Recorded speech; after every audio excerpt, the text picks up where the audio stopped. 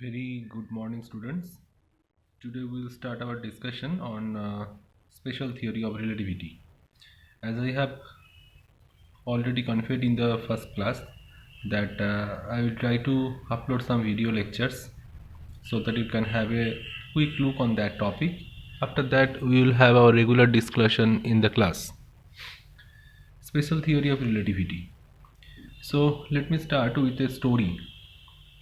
As far as the social impact is concerned, the relativity revolutionized science heavily. Since then, a layman also knows that what is equals to E equals to mc square.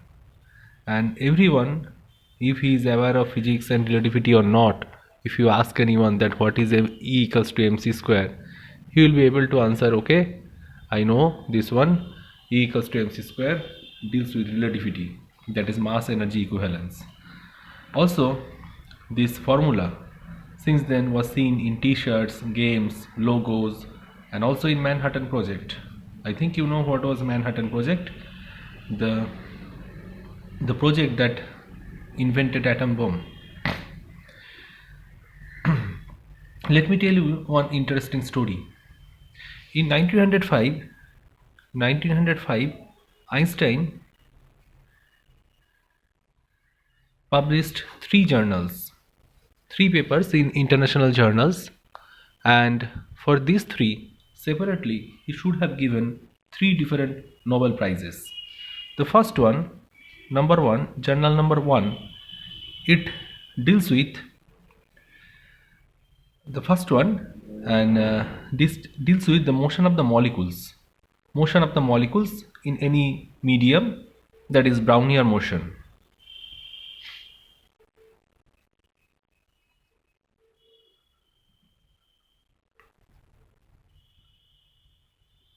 And it the second one about the state of the motion. Second one was about the state of the motion, that is relativity.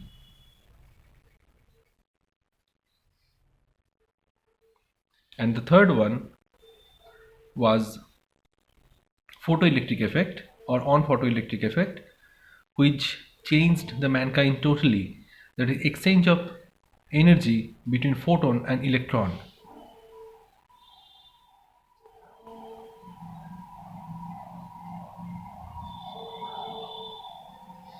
For this photoelectric effect, for the third one, he was given the Nobel Prize in 1921 Nobel for the third one, because of its huge social and application oriented impact. The photoelectric effect, where he first gave the concept of quanta, that is, it is highly possible to exchange energy between electron and photon, and when photon interacts with electron, they exchange their energies, and these laid the foundation stone of invention of solar cell and harvesting solar energy. And for its huge social impact to come in coming days, he was given the Nobel Prize. But for this, we feel, all the physicists feel, for these three papers separately, he should have given three different Nobel Prizes. But because of lack of theoretical verification of relativity and experimental verification too, he was not given Nobel Prize on relativity in these days. And most of the scientists do think that other scientists was unable to other scientists were unable to understand relativity those days, and this was the new concept, and it was time to come to accept his new theory. So let us proceed. Now, one junior patent officer of Bern in 1905 is going to challenge your all the concepts that you gathered on quantum mechanics, classical mechanics, everything. He is going to give you a new concept that is called relativity. That is, everything is relative, time is also relative. It was hard to accept in those days. But there is one interesting story on this, that first in the beginning days of the invention of relativity, Einstein was having different invitations from different scientific community to make them understand or to elaborate his new idea on relativity. And he used to generally accept all the invitations, and for that per day generally he used to give 2 to 3 or more than 3-4 lectures in series in different communities, moving from one point to another point. One day Einstein was traveling with his driver, and he was traveling towards the third seminar of the day, and he was tired enough. The driver then told that, Master, why don't you come to the driver's seat and I can sit at back? And in the new seminar, you are very new and no one is aware of your face. And as you are tired, I can deliver the lecture on behalf of you. Then Einstein smiled that, you are my driver, that how can you lecture on relativity? It is too much difficult, and I am facing difficulties to make it understandable for others. How can you do it? Then the driver smiled and he told that in every seminar you are giving the same story, and I have listened to it several times. I have committed all the lecture. I can lecture for you. Then Einstein took it as a joke and fun event, and he told that, okay, I accept your proposal. Let me come to the driver's seat and see you sit back. And they went to the new seminar. Everyone thought that the person sitting in the back seat is Einstein. Instead of Einstein, they took Einstein's driver in the stage, in the podium, and surprisingly Einstein noticed that the driver delivered the whole lecture exactly as like him, because he has committed all his lecture. After the end of the lecture, and one person from the audience stood up and asked that, can you please answer me that what is the concept of time travel? Is it possible every time or any time, or what is your idea on that? Then Einstein thought that it is the time that everyone will catch him up. The driver is not aware of this question, and they will be caught. But the driver smiled, and driver told that it is so easy question that my driver sitting in the back seat, sitting behind you in the audience, he also can answer. Then Einstein stood up and he answered the question. During coming back home, the driver was again sitting in the back seat. Einstein was driving. Then after a few time, Einstein told that, why don't you come to the driver told that, Master, now you please come to the front seat and I am going to back. Then Einstein told him that it is pleasure to drive a genius, because he quoted the line once. The driver told that despite irregular salaries and everything, why do you drive my car? The driver told that it's pleasure to drive a genius. So Einstein and his driver, both of them were genius, but we are not. So we have to learn it from the very beginning to have a little understanding on theory of relativity. Theory of relativity is having two parts. One is called GTR, that is General Theory of Relativity. Another is called STR, Special Theory of Relativity. In your syllabus, the Special Theory of Relativity is confined to you, and it was invented in 1905. General Theory of Relativity was proposed in 1916. Einstein got the Nobel Prize not on relativity, he got the Nobel Prize on photoelectric effect. Do remember it. And what is the difference between them? The General Theory of Relativity, it deals with non-inertial frame.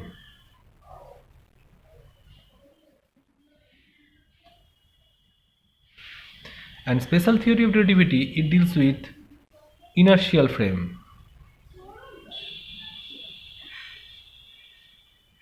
Now the difference will come. What is the difference between inertial and non-inertial frame? In one line I can give you the answer, that inertial and non-inertial frames are those The inertial frame, let me give you the answer for inertial frame first. Any frame of reference which is either in rest or moving in a constant velocity is called the inertial frame. Suppose I am having a frame of reference. Frame of reference is a coordinate system which can configure the system of particle or a system. Suppose this is the x, y, z coordinate, and it can configure one particle situated on this axis or on this coordinate system, and this axis or this coordinate system is in rest, so it will be inertial. Or the whole axis is moving with a constant velocity in a particular direction, then also you can call it inertial frame. But non-inertial frame are those which are rotating frame of reference. Suppose this is xyz coordinate and the frame of reference is rotating about z axis, whole frame of reference, then it will be called non-inertial. Or it is moving in a constant direction, or it is moving in a particular direction with constant acceleration, then it will be called non-inertial frame. So GTR, it deals with non-inertial frame, and STR, it deals with inertial frame.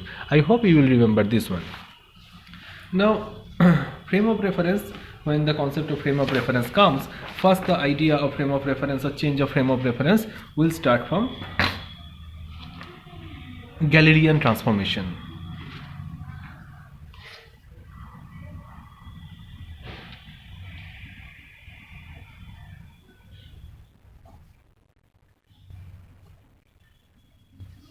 Galilean transformation was the first transformation equation to propose, and from that we will slowly go towards the Lorentz transformation and Einstein's relativistic theory. What is Galilean transformation, and what is it is also called classical transformation theory.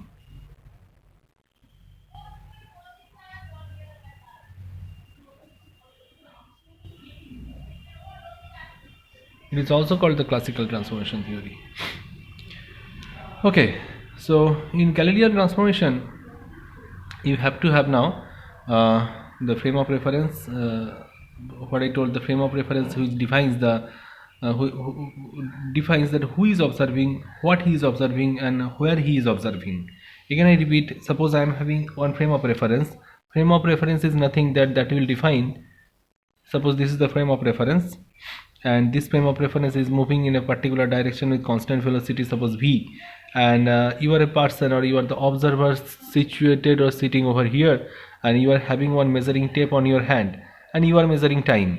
So this is your frame of reference which defines that who is measuring, where he is measuring, or what he is measuring. So this will define the frame of reference. So in Galilean transformation, as we will consider the STR only, that is special theory of relativity, we have to consider that I am having one frame of reference which is either in rest or moving in a constant velocity, and I want to calculate the relative velocity of one with respect to the other. Suppose now I am having one frame of reference like that. Suppose this one is my frame of reference, and this is the frame of reference S, which is in rest, and these are my coordinates x, y, and z coordinates. And I am having another frame of reference. Suppose this one is my frame of reference which is moving in a particular direction with some constant velocity. Suppose it is moving in a particular direction with constant velocity v, it is moving in a particular direction with constant velocity, and here the coordinates are x prime, y prime, and z prime. And I am having a point here, point P, which if I want to define this point with respect to frame of reference S, and this is frame of reference S prime, with respect to frame of reference S, this point will have coordinates x, y, and z. And if I define the same point with respect to this x prime, y prime, z prime coordinate, it will be defined as x prime, y prime, and z prime. So what I have to do, I have to find out the relationship between S and S prime. So what can I do now? From this point I will define the system again here, and I will join the origin of these two frame of references. One origin is defined as O, another origin is defined as O prime. So the problem is very simple. S frame of reference is in rest, S prime frame of reference is moving in a particular direction with constant velocity, and if I define the point P with respect to this frame of reference S, the radial coordinate may be R, and if I define it with respect to S prime frame of reference, the radial coordinate may be R prime, and the capital R is the radial distance between O and O prime. So we have to find out the relationship now. Now, what will be the value of vector r? Vector r will be equals to v into t, because I am considering that after t time, the frame has a position of s prime, or after t time it is moved to that point, and v is the velocity of the frame. So obviously r, the radial distance between these two points o and o prime, will be r equals to vt. That is very simple. And how can I define small r? Small r will be equals to capital R plus r prime. This is vector addition formula, very simple. And from that also I can write the value of r prime will be equals to r minus capital R. Now simply put the values of r and r prime both the sides. R prime, I know the value of r prime. R prime will be equals to I x prime plus j y prime plus k z prime, and r will be equals to ix plus jy plus kz, and this equals to v into t, and v will have also three components, vx, vy, vz, along three directions. Let me put it now. So what is the equation I got? The equation I got currently equals to r prime equals to r minus capital R. So both the sides I am putting the values only, very simple calculation. This will be equals to ix prime plus j y prime plus k z prime equals to ix plus j y plus kz plus the value of capital R, that will be minus, you can take common, that will be equals to I vx into t plus j vy into t plus k vz into t. So what I have considered here, I have considered that v is having three components, there is I vx plus j vy plus k vz, that I have considered. That v vector is having three different components along three different coordinates. So from this line, if I simplify it, and I will get, comparing both the side coordinates of I, both the sides, these are the coordinates of I can write that x prime, that will be equals to x minus vx into t. Then I can write y prime equals to y minus vy into t. I can write z prime equals to z minus vz into t. See, all these are the transformation equations. And finally I can write t prime equals to t. So concept of time, concept of coordinate is different in different frame of references. Initially I was having two frame of references. Suppose I am having these two frame of references. This one is the frame of reference and this one is another frame of reference.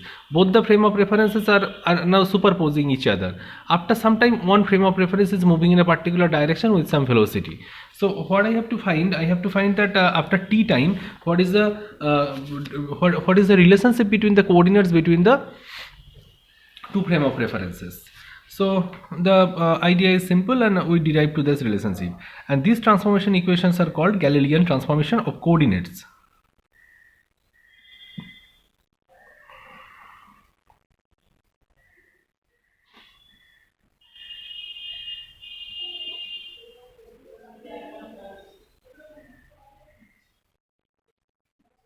Galilean transformation of coordinates. They are very simple. I hope you understood this part. This was very simple part. But here comes the Galilean transformation of velocity. From the coordinate transformation I can have the velocity transformation equations. So in this relationship, suppose I am differentiating now. This equation I am differentiating. If I am differentiating this equation, so first equation I will be getting, differentiating x prime, I will be getting u prime. I am getting ux prime, that will be equals to, differentiate this x ux prime, that will be equals to simply, okay, let me elaborate, dx prime dt, that will be equals to, no, first it will be dt prime, then as t prime equals to t, I can write only dx prime by dt. So differentiate this side, you will be getting d dt of x minus vx into t. So you are getting actually ux, differentiating x, you will be getting ux minus vx. So finally my relationship equals to ux prime equals to ux minus vx. Remember it. So similarly I can write my second equation, that is uy prime will be equals to uy minus vy. Third equation, that will be uz prime equals to uz minus vz. These are the velocity transformation equations. So finally, from all these three, the general formula that I can write, that is u prime equals to u minus v. This is the general formula.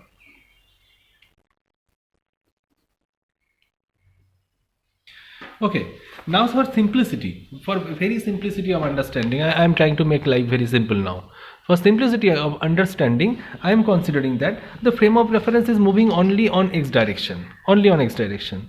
Therefore, simplicity,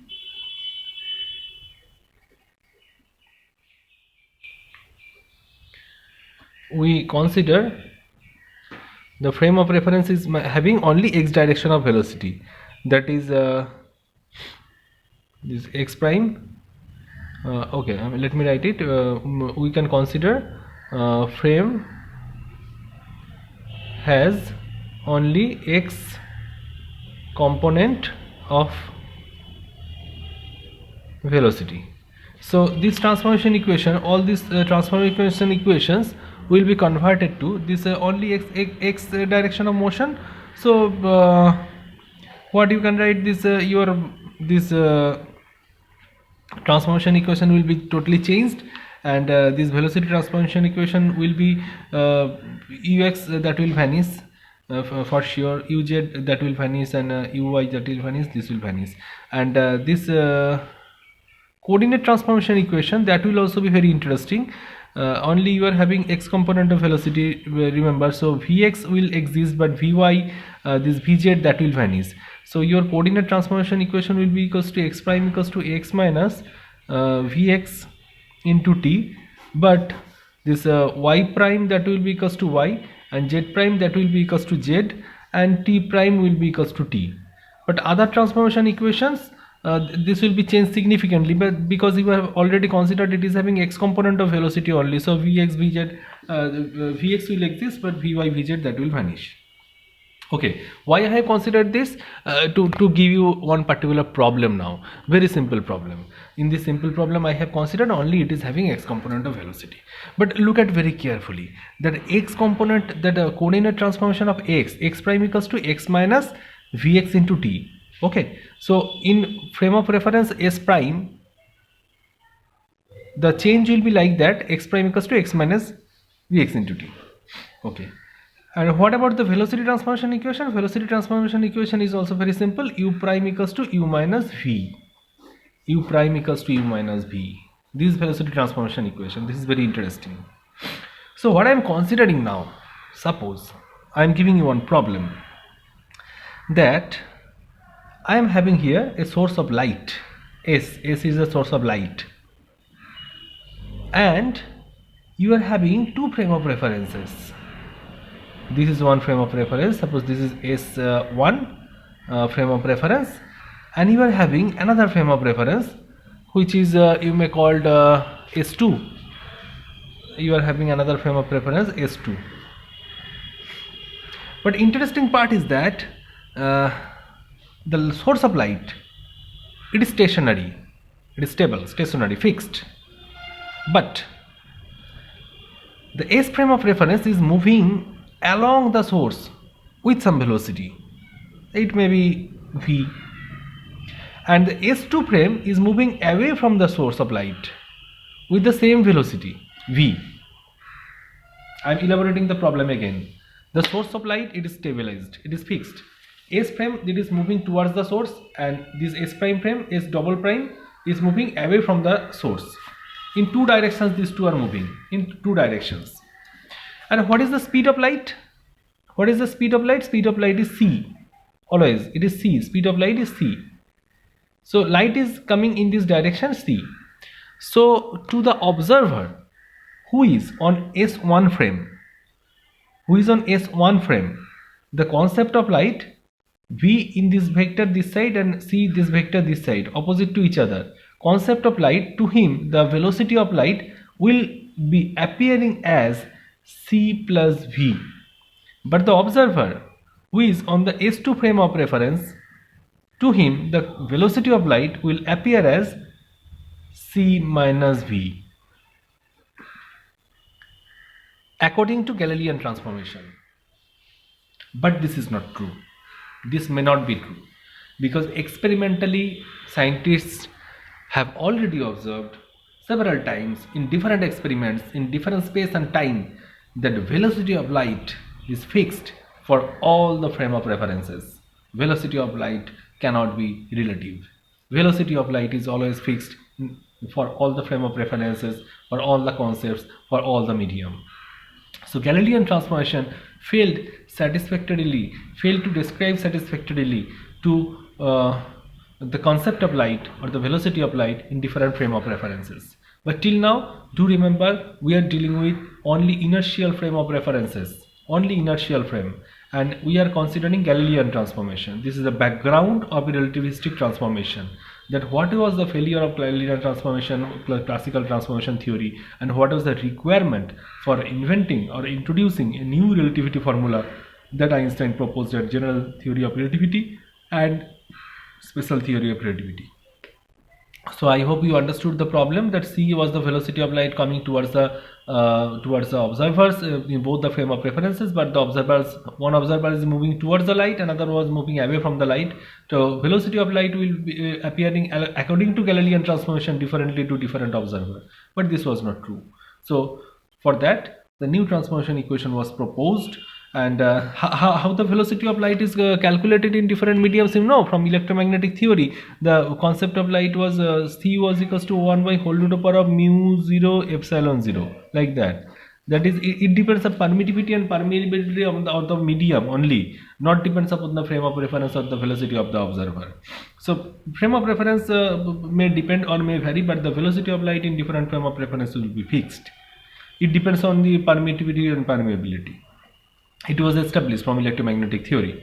So after that, in 1887, Michelson-Morley experiment was performed to propose the ether drag hypothesis to generalize the concept of time dilation, length contraction, etc.